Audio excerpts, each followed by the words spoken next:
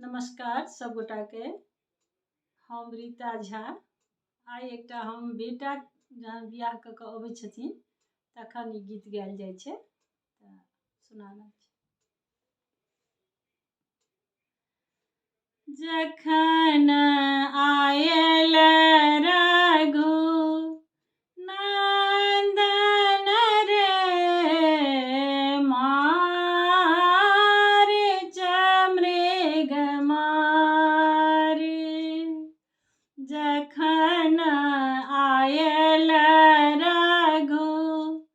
नंदन रे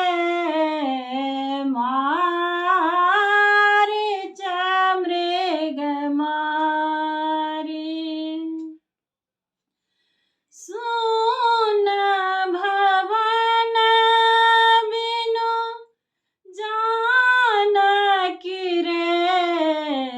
बैसल हियारी, सुन भवन बिनु जानकी रे बैसल हियारी, कलपि पूछथि रघु नंदन रे सुनु लक्ष्मण भाई,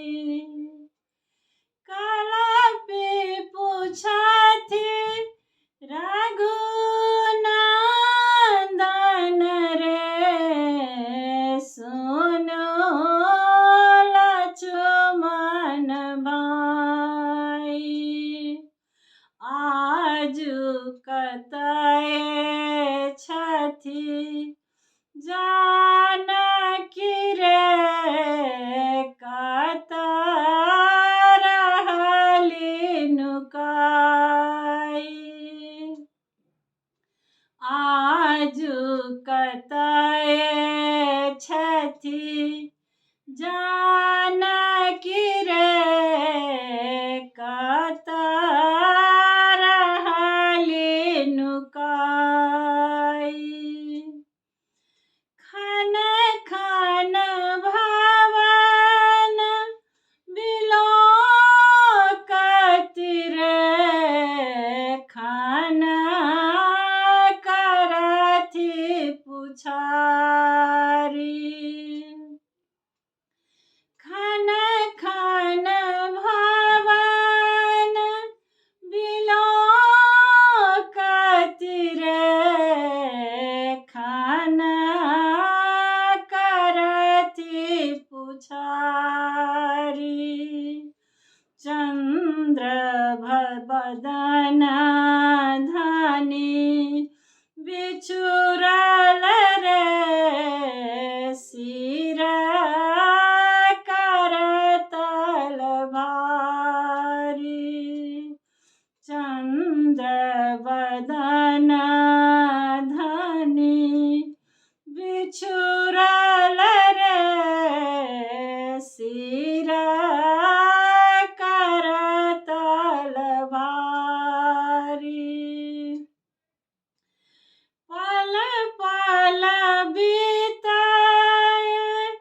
कल्प भरि रे जीवन भेल शेष, पल पल बीतय कल्प भरि रे जीवन भेल शेष, साहब राम माओल रे चलू सिया के उद्देश्य, साहब राम माओल रे चलू सिया के उद्देश्य, नैना